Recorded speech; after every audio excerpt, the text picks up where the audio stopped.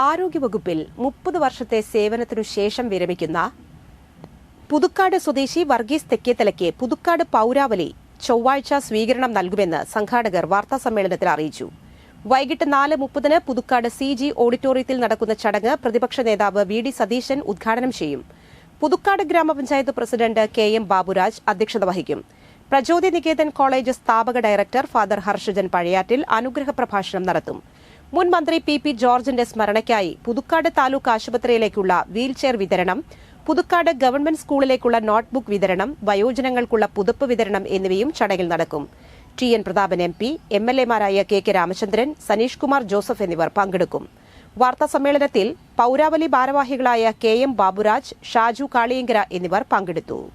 വിരമിച്ചു കഴിയുമ്പോഴും നമ്മുടെ പ്രദേശത്ത് പൊതുരംഗത്ത് പ്രത്യേകിച്ച് രാഷ്ട്രീയ സാംസ്കാരിക രംഗങ്ങളിലൊക്കെ എന്നും തിളങ്ങി നിൽക്കാവുന്ന ഒരു വ്യക്തിത്വത്തിൻ്റെ ഉടമ എന്നുള്ള നിലയ്ക്ക് അദ്ദേഹത്തിന് ഏപ്രിൽ 30 CG ഓഡിറ്റോറിയത്തിൽ വെച്ച് ഒരു സമുചിതമായ സ്വീകരണം കൊടുക്കാൻ തീരുമാനിച്ചിരിക്കുക.